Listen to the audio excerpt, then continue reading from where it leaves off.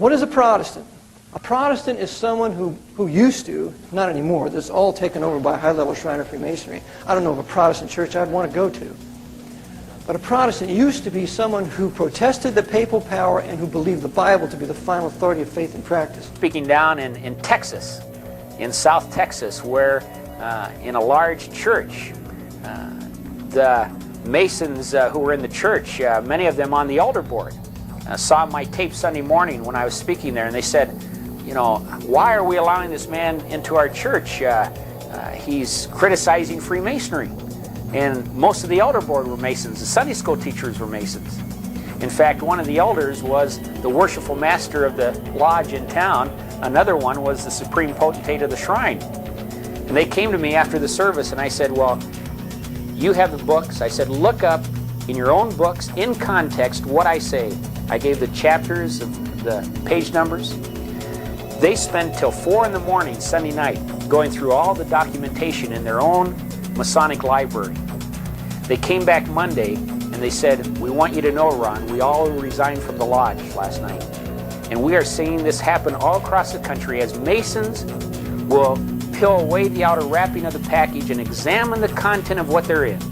They will discover that they are in a non-Christian, pagan, idolatrous cult, and no Christian has any part in it. In order to get into that, though, there was something very important I had to do. I had to become a Freemason, because you can't get involved in Satanism on the hardcore level without first being a Freemason. And so I found someone, I was sponsored into the Masons, and I became a first, second, third degree Mason. I went through the York Rite, I went through the Shrine. In fact, this is my my little shrine portrait here. As you can see, by this time, I'd kind of shed some of my hippie appearance. I just shudder every time I see that thing. But this is just kind of by way of documentation that I really was involved in these things. That was my official shrine portrait, which they took as part of my initiation.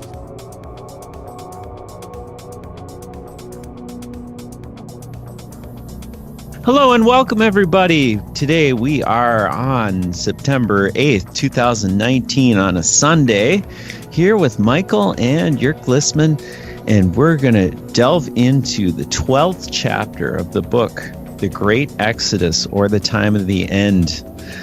And yesterday we had quite a doozy of a reading, and wow, I'm still just stunned by that one. Here we're looking at chapter 12, which is Vision of Cleansing, or the second chronological line, which is very interesting because we were doing some readings in this book, The Divine Program of the World's History, and I'm so thankful that we got that book scanned and put up on the internet for everyone to have.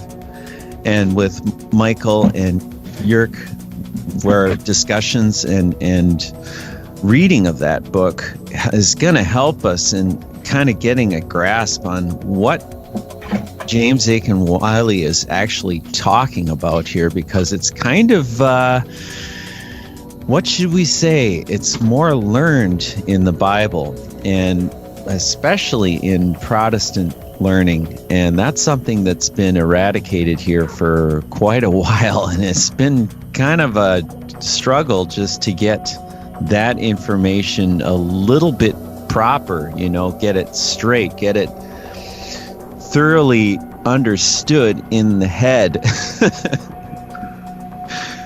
Sometimes it's a little difficult, I must admit, but I'm just really thankful to have Michael and Jörg with me. So Michael, welcome to the broadcast.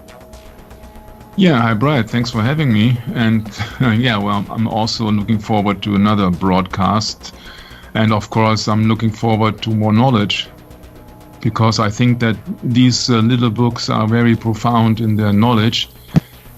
Because I think that the ancient writers, they were much more careful than nowadays, because they were not so much distracted from television and modern media. So they had they were very much concentrated and focused on their thing. And that's, I think that's the most profound thing I get out of these books, that they are so in-depth, that they are so detailed. And so I'm very much looking forward. And let's get on it. Yeah, I also very much appreciate the way these authors write. This is a way that we are not used to have books anymore in the time that we live in today. And I think the more that I read of this book, The Great Exodus, the more I understand why it is so hidden in this world, why nobody knows this book. I mean, I have never ever anybody heard talking about this book. I hear many people speak about James Edgar Wylie, you know, many people in the quote-unquote community, but never ever anyone mentions this book, The Great Exodus. And this deals mainly in the first place with the captivity of the church, and that is what we were dealing with in the beginning of this book reading.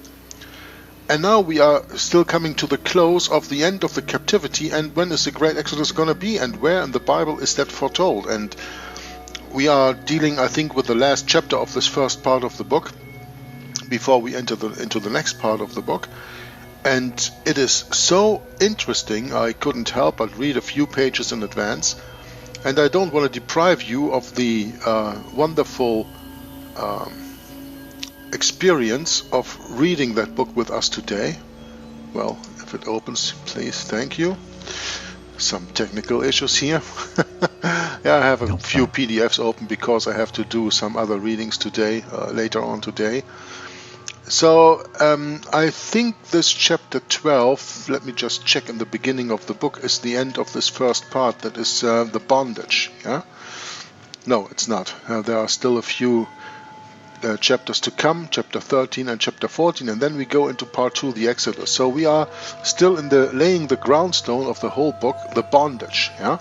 That is the part that we are speaking in. And of course, in chapter 12, where we are right now, or what we are going to embark right now, that is already very fast or very deep into that understanding, because of course we have read 12 chapters before.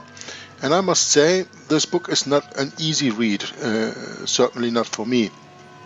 But I'm getting more and more used to it. I'm getting better and better in the book and in the understanding of the book, especially because we read this book, never to forget, Albert Close, The Divine Program of the World's History. That was a wonderful book to go into before continuing in the Exodus, because Albert Close already gave us a very interesting view of history and revelation, and where in history certain parts of Revelation are written, so that it is easier for us now to understand the bondage of the bondage of the church in this book of the Great Exodus. So I'm glad we did this, and if you don't know this book, well, look in the playlists of the Divine Program of the World's History on Bret's and my YouTube channels, and avail yourself to those readings, or download the book and read it for yourself. We did 62 recordings on that, and it is really a wonderful work that we did. Not because we did a wonderful work, because Albert Close did a wonderful work, and then we were blessed by the Holy Spirit to read and understand this book. And now, without any further ado, I want to really go into the Great Exodus of James Edgar Wylie, written in 1864. And chapter 12 is called, as Bret already said, Vision of Cleansing, or the Second Chronological Line. We have considered the epoch delivered over to the world power. Its beginning and its end, the morning and the evening of its day, are strongly and definitely marked. On the one side stands the great image, on the other rises the great white throne. The era between is a lengthened one. At least it seems long to the church, which is seen all throughout it a captive and a mourner. But to the world power it is an era of prosperity and glory. Satan hath has said to it, all the kingdoms of the world and the glory of them will I give thee, provided you consecrate yourself to my interests and lend your arms and your laws to the support of idolatry. Now, why did I put that in green color? Because this is an absolutely profound sentence. This is dealing with Matthew and Luke chapter 4. The temptation of Christ, if you can call it that, where the devil wanted to tempt our Lord Jesus Christ and said, if you bow down, I will give you all these kingdoms, because it is to me to give to whomever I want to. And Jesus eventually said, get thee behind me, Satan, it is written, thou shalt glorify the Father, thy Lord, the Father God in heaven only. Not with these exact words, but you can look that up. And this is exactly what James Atkin Wylie writes here.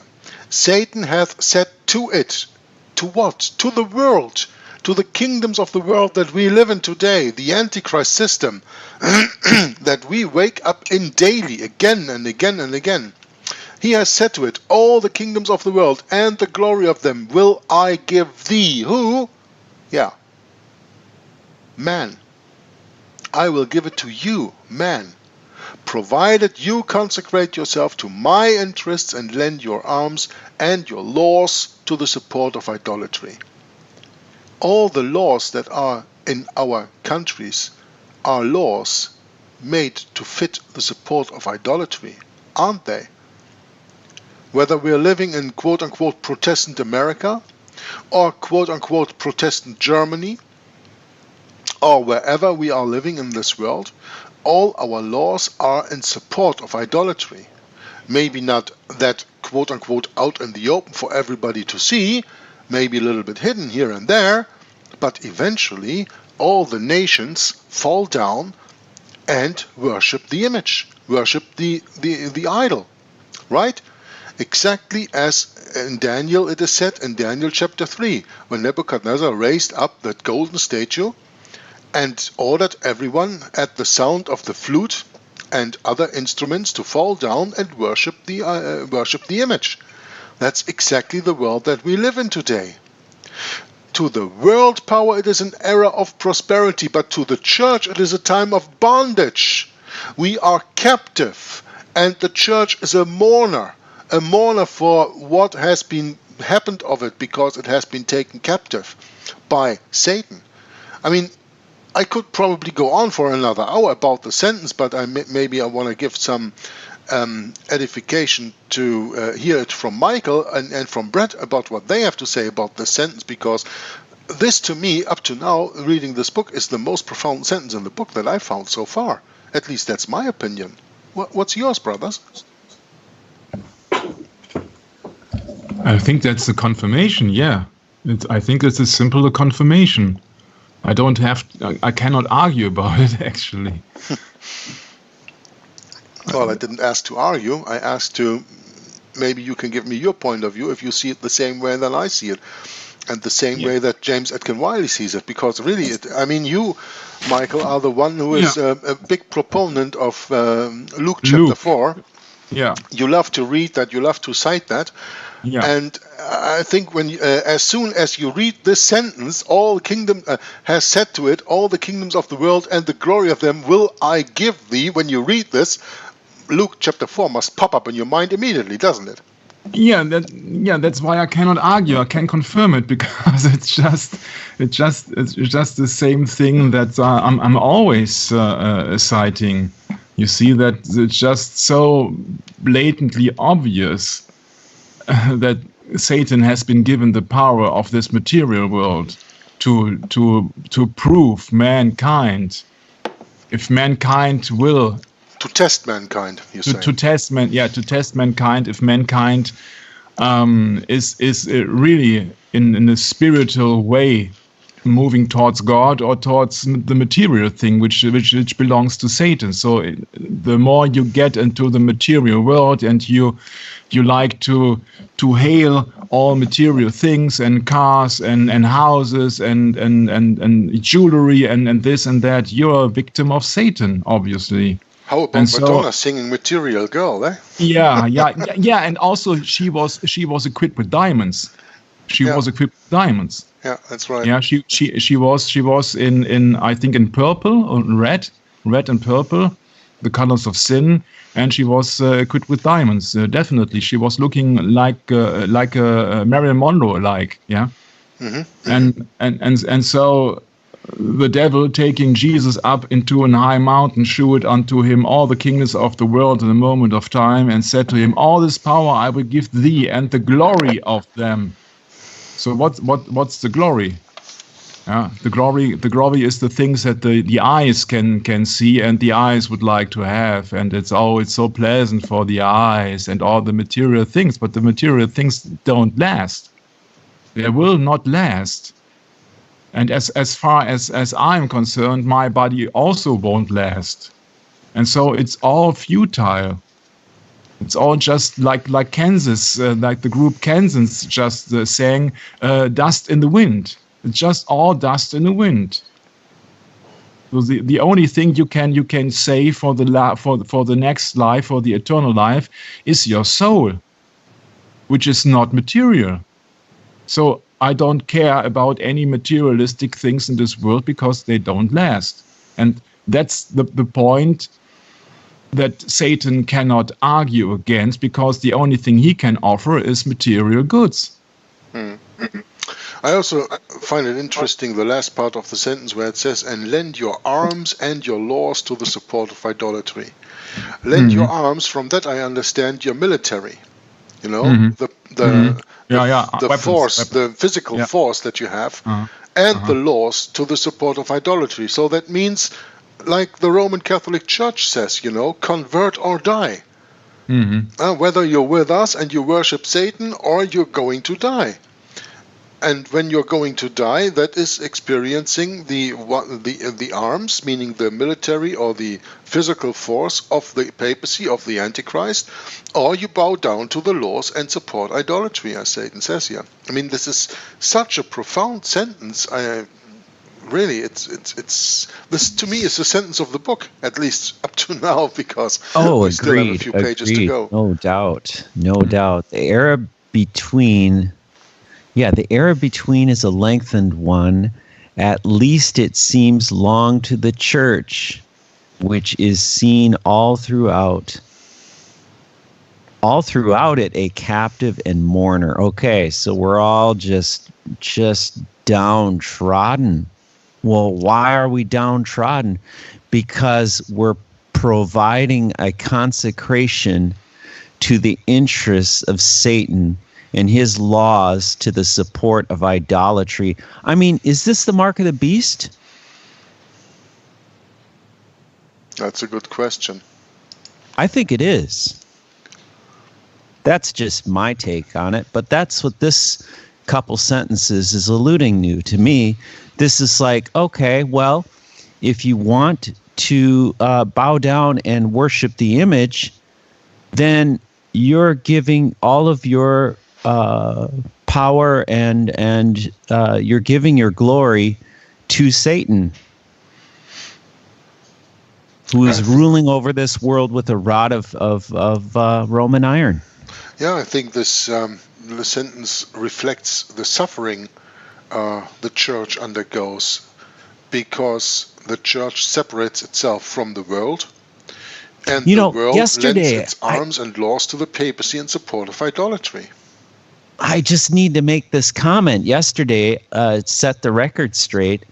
When we finished this talk on the Sabbath and these three different aspects of the Sabbath, you have the seventh day, then you have the sabbatical year, and then you have the Jubilee. And that cycle was eradicated how long ago? How long has it been since Israel, the tribes of Israel has had that? And what happened in Kings chapter 1, or was it 1 Samuel chapter 8? Yeah, Eric? Samuel, yeah. When the Israelites... Give us a king to judge us. Exactly. Demanded to have a king like the nations do. Yeah. So this is what we get. Yeah. This is what we get. That's actually... Whether we want it or not, this is what we got. That's actually part of... I mean, James Atkin Wylie don't goes into that scripture here, but that is already the beginning of sorrows for the church, you know? It is. Because they put themselves under the authority of a king. as the heathen do, instead of under the authority of God. As God said in that very same chapter, they have not rejected you, but they have rejected me. Me. I am the one who led them out of Egypt, out of bondage, and they have rejected me, and want a king over them like the nations do, like the pagans do, like the heathen do. That is already signs of the bondage to come, let's say it this way. And where did this bondage now really start, and where is it really going to end? Well, this is what we are going to determine by reading this chapter. So, I suggest we go on with it, but I just wanted to make very misunderstandably clear that this is such important sentence that we read here. Yeah? The era between is a lengthened one, and we are going to determine what that era is. That's what we're going to read in the next few pages. At least it seems long to the church, which is seen all throughout it, the captive and the mourner. But to the world power, in opposition to the church, to the world power, it is an era of prosperity and glory. Satan hath said to it, all the kingdoms of the world and the glory of them will I give thee, provided you consecrate yourself to my interests and lend your arms and your laws to the support of idolatry. The world power hath struck hands with the tempter. It hath made a covenant with death and with hell. How are we so easily saying this? They have sold their soul to the devil. Is it at agreement? And for 7 times it reigns in power and great glory. But at last its knell is sounded. Earthquake shakes the world, and despotic thrones and idolatrous systems come up for judgment. We see no literal throne in the sky, we discern the face of no personal judge, yet the world power is made to feel that the tribunal has been erected, and that seated thereon is the great judge.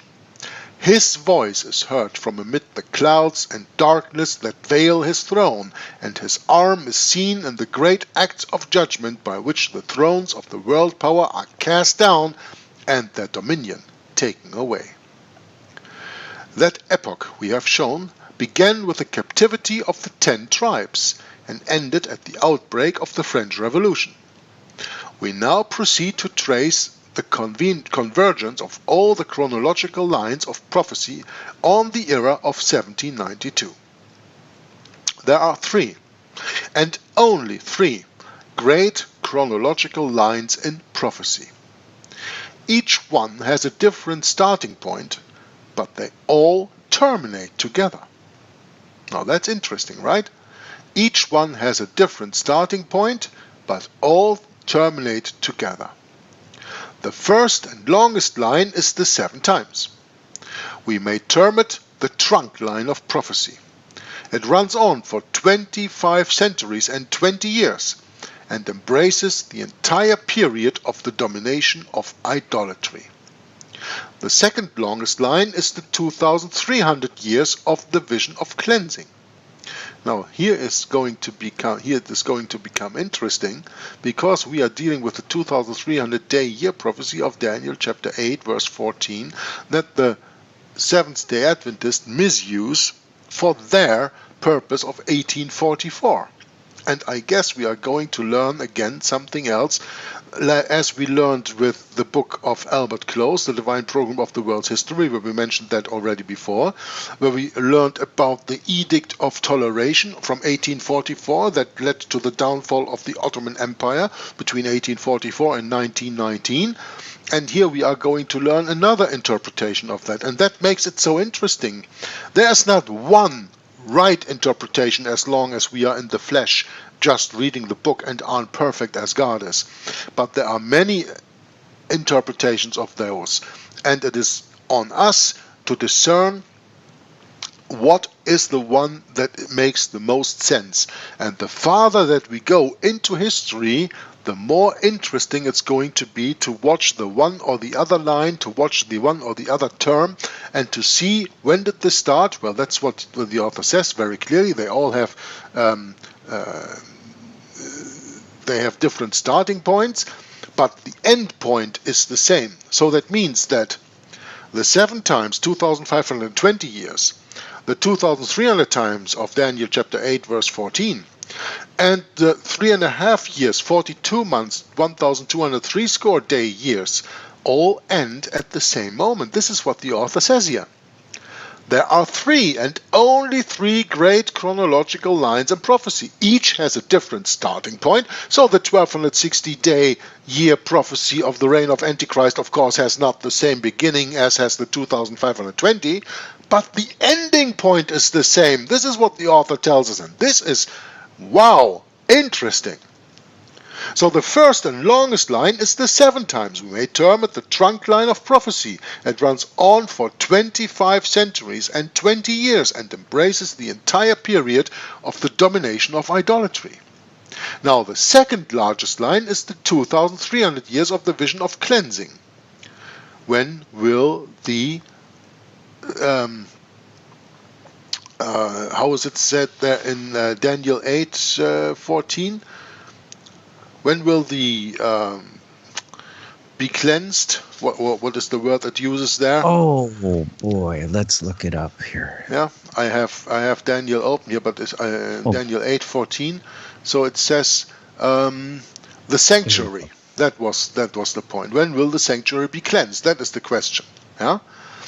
So this is what we are going to determine right here with this reading. The second longest line is the 2,300 years of the vision of cleansing, the cleansing of the sanctuary.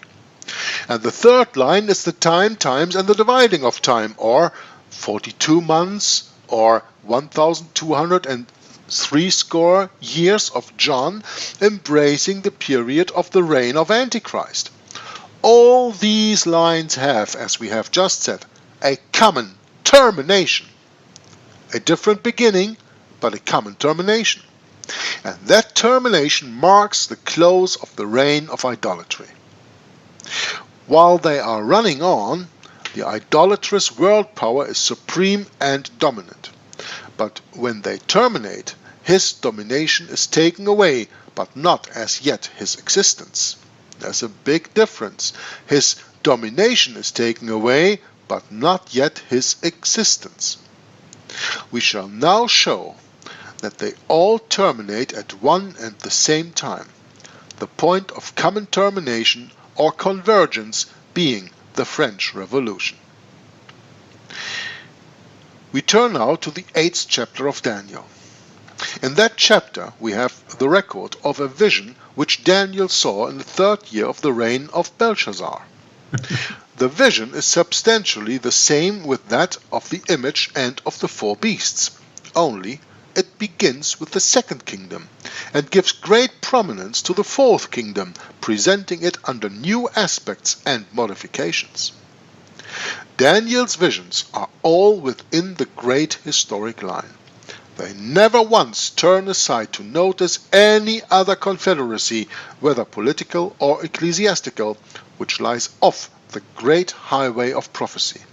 They steadfastly point and progressively tend towards the grand culmination of the world power in the papacy. The scene of the vision, which we purpose to explain no farther than is necessary for our immediate object, which is that of fixing the time of its beginning and of its end, is laid on the banks of the Wylie. Quote, "Then I lifted up mine eyes and saw, and behold, there stood before the river, that is, on its western bank, a ram which had 2 horns." Unquote. It is necessary to premise that now, that is, at the time implied in the vision, the 1st kingdom, the head of gold, had passed away, and the 2nd had risen. The 2nd is the Medo-Persian monarchy, and its symbol is the ram, which Daniel beheld standing on the western bank of the Wylie. Let us mark the attitude and action of the ram when first seen by Daniel, for this is of importance towards the determination of the time of the opening of the vision. The ram is seen standing, that is, continuing or subsisting in his power. And he is seen immediately to push, that is, to make war, westward and northward and southward, so that no beast might stand before him.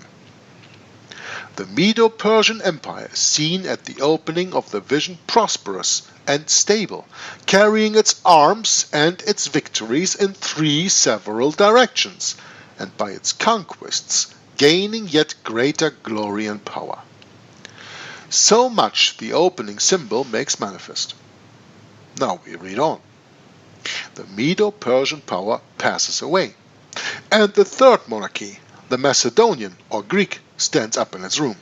Quote, "As I was considering, behold, an he-goat came from the west, on the face of the whole earth, and touched not the ground." Unquote. Now what a graphic picture of the rapidity of the conquests of Alexander the Great, the founder of the Macedonian Empire, by saying the he-goat did not touch the ground. He smote the ram, and there was no power in the ram to stand before him, but he cast him down to the ground and stamped upon him. Therefore the he-goat waxed very great, as we read in Daniel chapter 8 verses 5 through 8. With unexampled suddenness had the Greek power risen to universal monarchy. But we read on again. The third kingdom passes away in its turn, and the fourth kingdom, the greatest of them all, makes its appearance upon the stage. But mark, the Roman kingdom is seen in this vision not in its pagan, but mainly in its papal form. The obvious design of the vision is to draw at full length what had scarce found a place in the vision of the image and of the 4 beasts. Great prominence, accordingly, is given to the papal horn as being the culminating form of the world power and emphatically the wilderness and sackcloth period of the Church. Let us run summarily over this passage and mark with that unerring precision and happy brevity every prominent feature in the character of Papal Rome is struck off. The description begins at verse 9. Quote, "And out of one of them, the 4 notable horns of the Greek power, came forth a little horn." Unquote. Small at its beginning, the Roman power, as the prophecy indicates, speedily waxed exceeding great toward the south, which is Egypt, and toward the east, which is Asia Minor, and toward the pleasant land, which is Palestine. It was the conquest of Macedonia which enabled the Roman power to take its place as the 4th universal empire in the earth. The newly risen horn, quote, "waxed great even to the host of heaven," unquote, the worshippers of the true God. Quote, "And it cast down some of the host and of the stars to the ground," unquote. The Romans signalized their conquests in Judea by a persecution and slaughter of some of the priests. And how soon and fearfully Papal Rome began to persecute, seducing or destroying the professors of the truth, we need not say. The horn proceeded to yet greater extremities. Quote, "Yea, he magnified himself against the prince of the host," unquote, against Messiah the prince. Pagan Rome magnified herself against Christ when she crucified him, and Papal Rome magnified herself against Christ when the Pope set himself up in his room, claimed to be his vicar, and became the Antichrist, rising to a still higher pitch of blasphemy. The little horn took away the daily sacrifice. Now listen closely. The Romans took away the literal daily sacrifice, and Rome Papal took away the daily or continual sacrifice of Christ when she substituted the Mass in its stead and, by her arrogated power of offering sacrifice for the living and the dead, denied the one great propitiatory sacrifice of Christ. No, this is so important, and there is no coincidence, and we just happened to talk about this yesterday in our Bible study, right? The That's right. propitiatory sacrifice that Christ gave us. And what did we do in our Bible study yesterday? We read 1 John chapter 4, verses 6 through 13. And there we read in verse 10, "Herein is love. Not that we loved God, but that he loved us, and sent his Son to be the propitiation for our sins." And papal Rome denied the one great propitiatory, this is a hard word for me, propitiatory sacrifice of Christ. Is that a coincidence that I yesterday read this difficult word in the King James in 1 John 4:10 and now today in the book of the Great Exodus? I don't think so.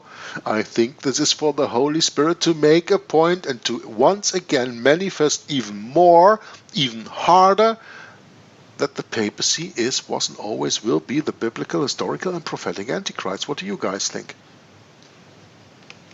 I agree. Absolutely right, Jörg. This is just a wonderful read, and this is why I put 2 exclamation marks on the side of the text here. Really. If any sentence is more important than the one we just read 2 pages before, I think it is this one. The Romans took away the literal daily sacrifice. Now, that's what has been offered in the temple every day. And Rome papal took away the daily or continual sacrifice of Christ when she substituted the Mass in its stead. So the pagan Romans took away the daily sacrifice of the temple because they forbade it. And then papal Rome took away the continual sacrifice of Jesus Christ because Jesus Christ once and for all died on the cross, and he was the one sacrifice for always.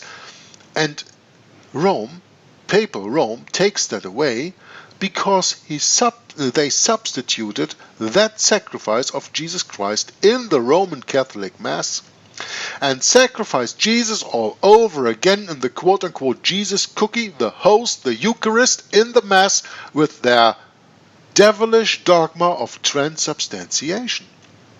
There's no other words for me to express this, and I hope that I'm correct in my explanation about this. You have to understand that Rome killed the sacrifices twice. First the literal daily sacrifice, and then papal Rome took away the continual sacrifice of Christ when Rome, the Church of Rome, substituted the Mass in its stead, and by her arrogated power of offering sacrifice to the living and the dead, something that the Lord of Hosts would never do, because the dead are dead and there are no sacrifices for them anyway, denied the one great propitiatory sacrifice of Christ. The little horn consummated its wickedness by casting down the place of his sanctuary. Yeah, this is quite interesting to read, especially when you go into Daniel chapter 9, where it says in verse 27, "And for the overspreading of abominations he shall make it desolate, even until the consummation, and that determined shall be poured upon the desolate." You have to read Daniel chapter 9 verses 24 through 27 in understanding of what the author writes here, and then you will get it absolutely, that it was Jesus Christ who once and for all set that one sacrifice once and for all, and that Rome just continues to do so because Rome ignores the deeds of our Lord Jesus Christ. The little horn consummated its wickedness by casting down the place of his sanctuary. This Rome pagan did when she burned the temple. Now, we know that 70 AD they burned the temple, and probably about 1 million Jews have been killed by the conquest of Titus the son of the Roman Emperor Vespasian, if I'm not mistaken, in 70 AD, when they burned the temple, as Jesus Christ foretold that there will not be one stone left upon the other. So this Rome pagan did when she burned the temple, and this Rome papal did still more when she cast down the organization and government which Christ and his apostles had given to the Christian church, first by the heresies which she broached, and second by the persecuting violence with which she assailed all who continued to profess the truth. Comment. Please. Oh, I was just thinking, Yerk, we were just talking about that portion of 1 Samuel chapter 8 when the kings were put over the tribes of Israel, and they were no longer allowed to let Christ lead. Well, the Romans are doing the same thing, are they not? Christ came to manifest himself as the Messiah, and everyone rejected him, of course, and it was all foretold that he would be rejected. But even so, Rome is just doing the same thing over again, or they did. So, yeah, I think it's really quite a beastly act, this brute beast taking and destroying Christ. By not accepting his sacrifice, they are destroying him daily, again and again and again in the Mass, yeah. Yeah, by doctrine, they've completely destroyed him. By doctrine, by, tradition. Yeah, tradition. By philosophy, by vain deceit. By vain deceit, by the rights of men. Yeah, by idolatry. That's right. Exactly, and idolatry is what we are dealing with here, as it was said in the beginning of this chapter, right? Very good, brother. Continue. That's where it says that Satan gives the authority and the power to the one who bows his knee to his power, and therefore lends his arms and his laws to him, and therefore he will give that, and that's exactly what Rome does. Yeah. Now the passage presents a double portrait in one painting. It compendiously groups all the characteristic traits of popery, and with a few touches brings out in prominent relief all the notable acts of its fearfully guilty career. The application of the prophecy of Antiochus Epiphanes is, in our view, manifestly out of the question, for it suggests a wider and long desolation than any which he inflicted. And moreover, the interpreting angel in Daniel chapter 8 verses 19 through 23 places the rise of the little horn when the transgressors are come to the full, that is, when the apostasy has culminated, and his persecution runs on till the end of the indignation, that is, till the justification of the sanctuary at the time of the end. We are aware that there are expositors of prophecy, Faber and Eliot amongst the numbers, who see in the little horn of this vision the symbol of Mohammedanism. We have carefully considered the grounds on which they rest their opinion, but, after the best consideration which we are able to give them, we are constrained to regard them as wholly insufficient to sustain that opinion. We can find none of the characteristic features of Mohammedanism in the little horn, save the one feature of the idolatrous, as a far too general trait to found an identification upon.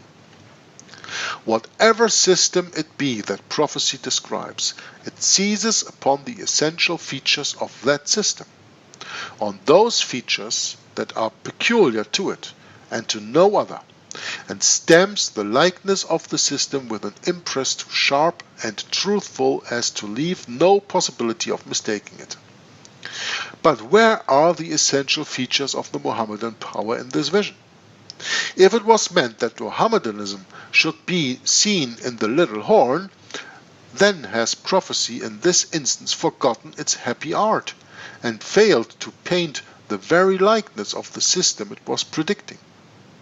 We are further to take into account the following very grave objections, namely, that the Mohammedan power followed the Macedonian kingdom at an interval of well nigh 800 years. That its rise was at Mecca, which is scarce included in any one of the 4 divisions of the Macedonian kingdom. That it was an invader from without rather than a horn rising from within, and that through Mohammedanism was a terror and a scourge, it was so not to the professors of the truth, but to the adherents of idolatry. The sanctuary of the Christian church had been profaned and desolated before it arose, and in no proper sense can it be said of Mohammedanism that it took away the daily sacrifice and cast down the place of the sanctuary. These were the doings not of the Mohammedan horn, but of the papal horn. Now I advise everybody to mark this in your book, and whenever you have a discussion with anyone who tells you the Antichrist is Islam, you read to him this little passage on page 174 and 175 of the book The Great Exodus, or The Time of the End, How Near Are We to It, from James Atkin Wylie, because I've never heard a more profound and biblically based explanation how Mohammedanism does not in any way, shape or form how do they say fit the characteristics. Fit the characteristics of Antichrist. Yeah, absolutely. Perfect. Thanks, Bret, for coming in there. Yeah, sometimes I'm just looking for words. I'm short of words. No problem. That's what I'm here for. Yeah. I'm on the tip of my chair, man. So maybe I can read this again, because I think this is really important, and please do. Probably can make a little note here. Also, yeah, this is not straight, but you know, I don't have a straight hand. Anyway, well, that's better. Nice point here. Read it again. We are further to take into account the following very grave objections, very grave. Namely, that Mohammedan power followed the Macedonian kingdom at an interval of well nigh 800 years. So that's an empty space of 800 years. What are you going to do with that? The 2nd century before Christ until the 6th century after Christ. That its rise was at Mecca, which is scarce included in any one of the 4 divisions of the Macedonian kingdom. That it was an invader from without rather than a horn rising from within, and that though Mohammedanism was a terror and a scourge, it was so not to the professors of the truth, but to adherents of idolatry. The sanctuary of the Christian church had been profaned and desolated before it arose, and in no proper sense can it be said of Mohammedanism that it took away the daily sacrifice and cast down the place of the sanctuary. These were the doings not of Mohammedan horn, but of the papal horn. Now let's put this into... comment. Jörg, wasn't there a portion of the book, The Divine Program of the World's History, where we were dealing with the horn that waxed exceedingly great in Daniel? I don't remember which chapter that was. The horn that waxed exceedingly great. I think it was talking of... I think it was talking about the papal horn rising above the Mohammedan. Am I confusing this with the Orthodox Church? I can't remember. Well, I'm sorry, I kind of lost it. It is in any way, it is quite sure that what we are reading here about, that there is no way that the Mohammedan power can be a replacement of the papal power. So therefore, that the Mohammedan power cannot be the Antichrist, which can only be the papal horn. Also, of course, because when we do our true history studies, we understand that the papal horn was inventing the Mohammedan horn. It was just another arm, and Yeah. Let's leave it at this here for this moment, except of course for Michael when he has to say something on the discussion here. No, he doesn't. Okay. Yeah, it's Daniel chapter 8, verse 9, and out of one of them came forth a little horn, which waxed exceeding great towards the south and towards the east and towards the pleasant land. I think we already read that because we're dealing with Daniel 8, aren't we, in this chapter? Yes. Yes, we are. Okay, perfect. Okay, good. The only objection of any apparent weight to this view of the matter is that the little horn is said to rise out of one of the four notable horns into which the Macedonian power was parted on the death of Alexander. But this will be felt to have but little weight when we reflect that, though the Romans came from Latium, they were, by common report, a Greek colony. If there is any doubt, says the Duke of Manchester, if there is any doubt as to whether the nation was a colony of the Greeks, this evidence would be sufficient to preponderate. And farther, it was by the conquest of Macedon, the cradle of the Greek kingdom, that the Romans served themselves heirs to the empire of the world and took their place as the fourth universal kingdom. Now, let us mark the unity this gives to Daniel's visions. Though communicated to him, quote, at sundry times and in diverse manners, unquote, they form a great whole.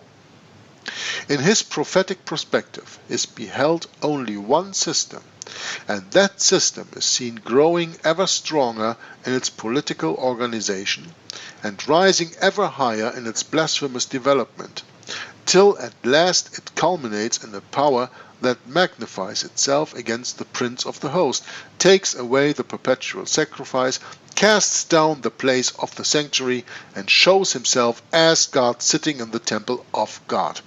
2 Thessalonians chapter 2, this is by the way. Daniel had been shown an affecting vision of the sanctuary of Christendom defiled by a tyrannical and blasphemous power. And he was naturally desirous of knowing how long that defilement would continue. And a certain saint asked the wonderful numberer, how long shall the vision concerning the daily sacrifice and the transgression of desolation to give both the sanctuary and the host to be trodden underfoot, in verse 13 in chapter 8 of Daniel. The answer is given in the next verse, number 14. Where it says, quote, and he said unto me, unto 2,300 days, which of course spoken prophetically are years, then shall the sanctuary be cleansed, or justified, meaning the sentence delivering it over to desolation on account of transgression shall be lifted off, and the initiative taken in its cleansing. We are here distinctly told that it is the expiry of 2,300 years the sanctuary of the Western Christendom, defiled by the errors and desolated by the persecuting violence of the papacy, should begin to be cleansed. The great question here is, from what point are we to count these 2,300 years? Unquestionably, we are to count them from the opening of the vision. Now the question put is, how long shall be the vision concerning the daily sacrifice? And the answer returned is, the vision shall be until 2,300 days, or years. Now this turns us back to the beginning of the vision. The opening symbol of the vision is the ram, the Medo-Persian power, firmly established on the west of the Wylie, and beginning to wage war westward and northward and southward. What period in the history of the Medo-Persian kingdom synchronizes with the symbol? Not the rise of that kingdom under Cyrus, for in that case we should have been shown the ram rising. Not its decadence under Xerxes, for in that case we should have been shown the ram retreating, not pushing victoriously, so that no beasts might stand before him. Now we have examined the question very carefully, And we are fully satisfied that there is but one period in the Medo-Persian history that fulfills all the conditions of the symbol, and that is the reign of Darius Hystaspes. By the consent of historians, the Medo-Persian power reached its height under his monarchy. Darius Hystaspes rescued the empire from a weak prince of the name of Smerdis, and by his wisdom opened for it a new era of prosperity and glory.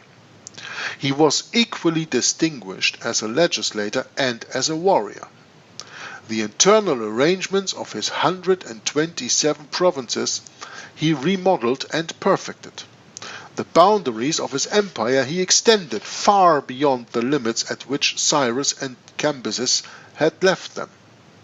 Of Smerdis, the successor of Cambyses, and the immediate predecessor of Darius, we say nothing, for under him the empire had begun to decline, but the vigor of Darius brought new territories to the Persian monarchy and new luster to the Persian arms.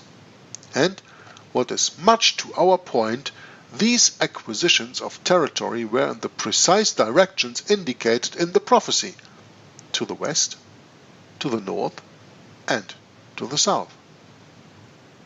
Of the wars of Darius Hystaspes, Herodotus and Diodorus Siculus have left us a tolerably minute account. They inform us how this monarch, by the help of vast armies and powerful fleets, invaded Greece on the west, Scythia and Thrace on the north, and those parts of India lying towards the south of Persia. These are the precise directions in which the prophet saw the ram pushing: westward, northward, and southward. The pushing southward is the last to be indicated, and accordingly the expedition to India was subsequent to at least the initiative of his great northern and western expeditions. He fitted out a fleet on the Indus, which, descending that river, coasted along westward to the Red Sea and returned by Egypt. It is reasonable to suppose that the parts of India which Darius conquered were those which his exploring party had surveyed. Indeed, we know they lay along the Indus, and this lay southward of Persia. This expedition to India was undertaken in BC 508. A document of a remarkable kind, and one Cowell. What is that word here? I don't understand. Can you explain this word to me, brother? I can look it up. Yep, I'll look it up while you're... A document of a remarkable kind, and one coeval with Darius himself, so probably in agreement, has just the other day been brought to light. This document throws fresh interest and intelligence upon the prophecy we are considering. We refer to the graven rock at Behistun. That rock remained unread for ages, an idle wonder, and it seemed, for little did man dream what record it bore, till the other year that Mr. Rawlinson deciphered it, and found it to be a history of the wars of Darius, graven by the order of Darius himself. From that record it appears that Darius Hystaspes fought 19 battles, conquered 9 kings, and compelled their nations to submission to his yoke. What a picture of the pushings of the ram westward, northward, and southward, and victorious on all sides, so that no beasts might stand before him, neither was there any that could deliver out of his hand, but he did according to his will, and became great. This record Providence has preserved to our day, as if to authenticate his own prophecy and to lead us with his own finger to the right interpretation of it. In a footnote we read that the inscription is a trilingual one, so it means 3 different languages. The reader may see it in full in Rawlinson's Herodotus, Volume 2. The more material portions are given in Dr. Keith and his History of the Destiny of the World and the Church, and there is no mention of India in the Behistun tablet, but it occurs on the platform at Persepolis. The author continues to tell us, as if still farther to indicate the connection of Darius Hystaspes with the vision of cleansing, the literal temple at Jerusalem was in his reign reconsecrated. It was this king of Persia who granted the Jews permission to resume the building stopped by the opposition of the Samaritans, and in AD 516 the temple was finished and solemnly dedicated. Now, let us come to the conclusion which all these facts enable us to draw. In the foreground of the vision stands conspicuously the ram, pushing victoriously towards the west, and towards the north, and towards the south. Historically, a faithful reflection of prophecy, God having taken care that whatever is prominent in the one should be equally prominent in the other. Whether it be the pages of Herodotus and Diodorus Siculus, or the graven rock at Behistun, silent so long, silent no longer, it is the ram that is seen pushing victoriously at this era, just as the prophet saw him. 1 year is specially noted by historians as the year when all these great expeditions, which lasted till the very close of this reign, were fairly initiated, and that is the year 508 BC. If, from the year 508 BC, we count the 2,300 years of the vision, we are brought down to the year 1792. As the year when the sanctuary should be justified and the initiative taken in its cleansing. But this, we have already shown, is the year when the 7 times run out and the judgment sits. In another footnote we read here, for the facts of which the conclusions of this chapter are founded, the author has consulted Wilkins's Herodotus, volumes 2 and 3, Diodorus Siculus Prideaux, volume 1, Rollin, book 6, chapter 1 through 8, Tytler's Elements of Ancient History, and Fraser's History of Persia, and so on and so on. So also here we are told that this book is very well documented. Now, did the sanctuary then begin to be cleansed? In 1792 we find, amid social convulsions and political terrors, a double process of cleansing beginning in the Western Christendom. A storm gathers suddenly over the era of the Fourth Kingdom. It bursts in unexampled fury, but mark where its violence falls. It falls on the very dynasties and hierarchies which had persecuted the saints. The despotic thrones and idolatrous altars of the papal world were shaken by the earthquake and shivered by the lightnings of that storm, preparatory to their being swept altogether out of existence. The sentence of desolation was lifted off from the church and laid upon the world power.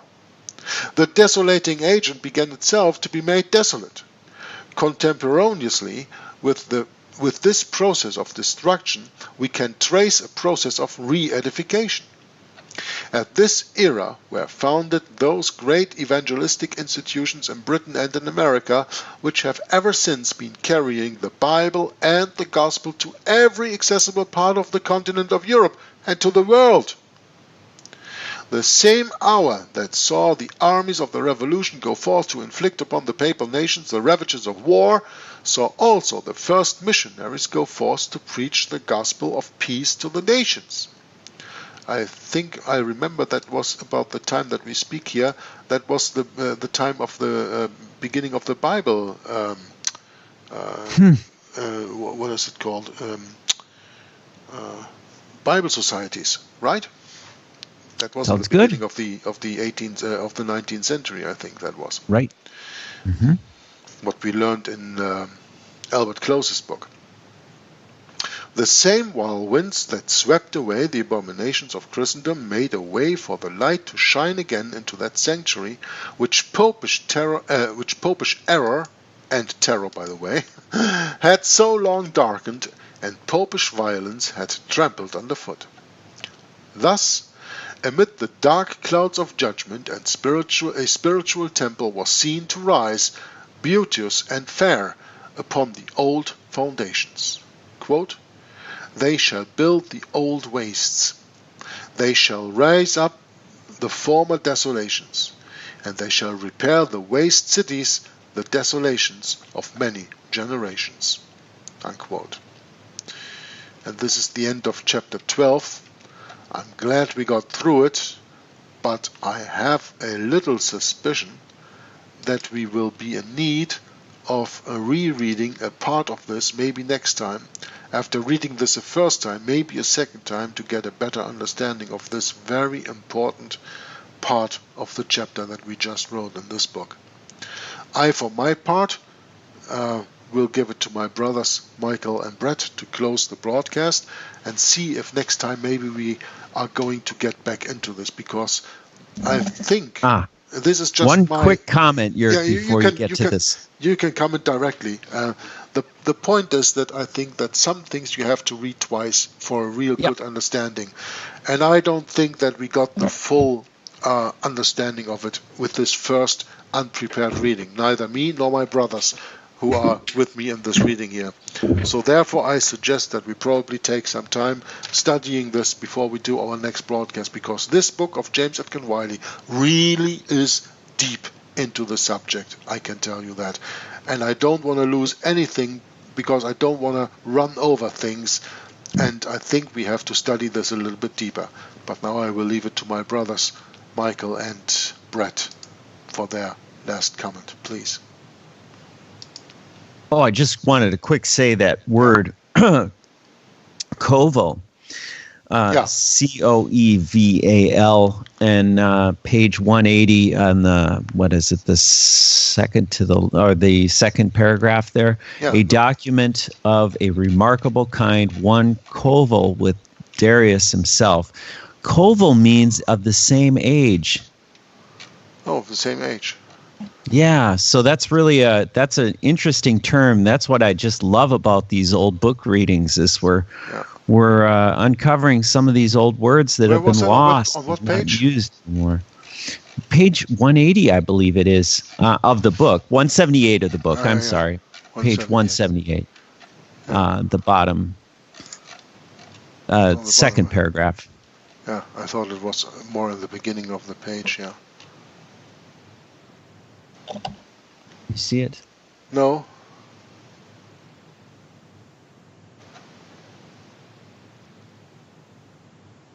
Oh, you're not in the PDF, but of the 178. You're one page back. There you go, right there. Is it the third paragraph? Yeah. See it there? Right. Here it is.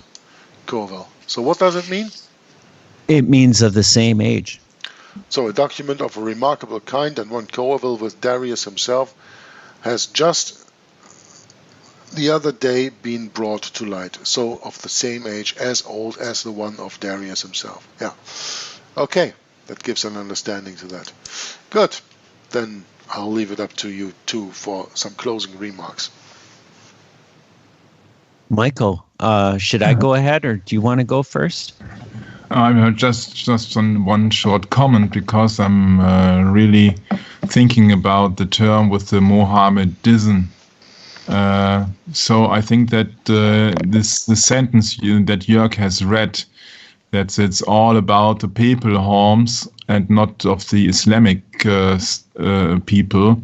It's just that's also another hint that the Islam is the patsy for the actions which are in charge of the Roman Catholic Church. And it's so blatant obvious that every time they blame another, or they put the blame on another to put away, or put them out of the spotlight. And so it's just that, and the entire time that Jörg was reading, my mind was constantly focusing on that point, that every time something very important arrived, something very important was happening in the world, there was a patsy. It was in the First World War, it was in the Second World War, it was the JFK, and et cetera, et cetera. And I think that in our days, the Islam is the patsy for the great, big New World Order, so that they can name everybody a terrorist and so on and so on.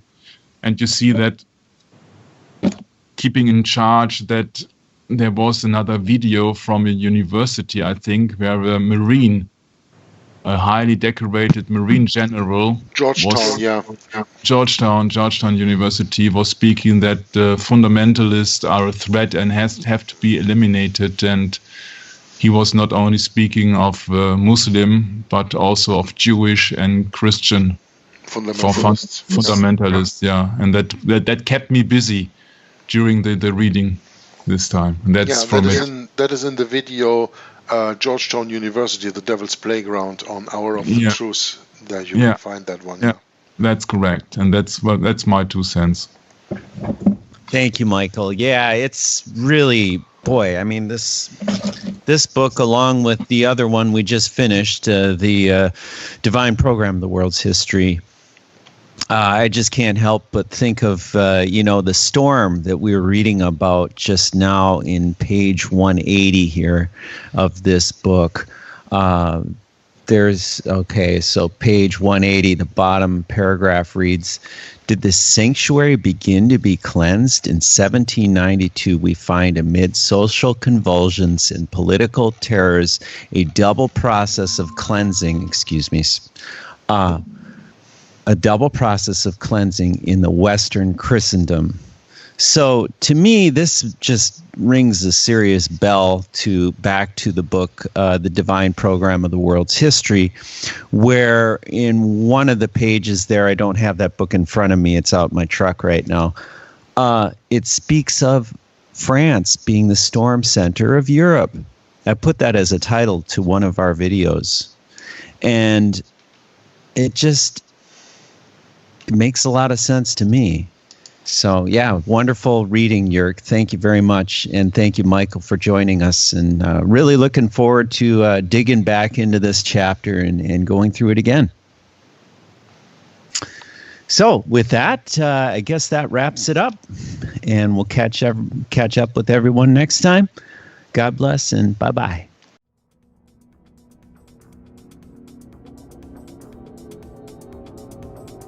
What made one think that the lodge was a Christian place was the fact that I found people who were members of the same church to which I belong, the Presbyterian Church in Canada, were members of the lodge, members in prominent positions in the lodge.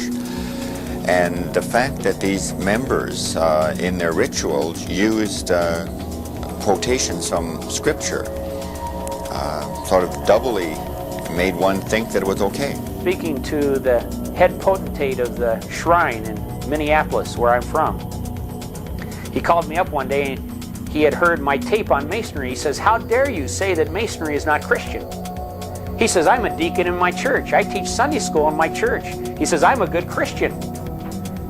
He says, "And I'm the head of the shrine.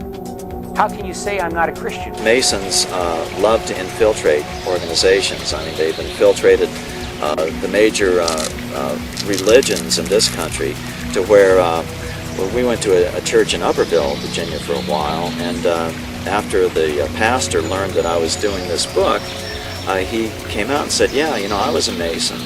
And I came out, I started speaking out against it from the pulpit, and my career plummeted from that point. So he was at this little backwater Baptist church in Upperville, and he said that 90% of the Southern Baptist hierarchy are Masons, and that if you wish to excel in the Southern Baptist ministry, you have to be a Mason. He said the same was true of, I believe, both Lutherans and Methodists, that he estimated that it was 90% Masonically infiltrated at that point. Now that's the key point to the conspiracy, because if any of you have made bread, how much leaven, which is just yeast, does it take to make bread? Not very much, just a little bit. I mean, if you put too much in, you're going to have something that looks like the monster that devoured Cleveland sitting there on your countertop. You just take a little bit, and then you work the dough, and you work the dough, and what happens? The leaven disappears. It just sort of blends into the dough, and you can't even tell where it went. But it starts percolating through the entire mass of dough until all of a sudden you've got the whole thing leavened. And that's how this works in the church. That's how the conspiracy works in society in general. If you've got one Mason in your congregation, and especially if he's like a deacon or somewhere else in leadership, you're going to end up with a kind of one bad apple spoiling the whole barrel routine. That's percolating down, and you're going to have all sorts of issues within your local body. Similarly, if you have a Mason in your family, his spiritual authority is going to percolate down and leaven the lives of the wife, of the children, of the grandchildren, of the great-grandchildren, down 3 or 4 generations, and that's a curse that needs to be broken. Leaven, like yeast, is a living organism which is capable of reproducing itself, and that's what happens. You never just have one of these dudes in a church. They always start recruiting, because Masons are like homosexuals. They can't reproduce themselves naturally. They can only, yeah, amen, they can only recruit. You know, think of that. That's the way with every cult. See, we are born again. At times, our efforts and works seem to fail and not produce fruit. We need to remember that we are followers of Jesus Christ, and his life, humanly speaking, ended in failure, the failure of the cross. This means that we must be especially attentive to every type of fundamentalism, whether religious or of any other kind. A delicate balance is required to combat violence perpetrated in the name of a religion, an ideology, or an economic system. There is another temptation which we must especially guard against. The simplistic reductionism which sees only good or evil, or if you will, the righteous and sinners.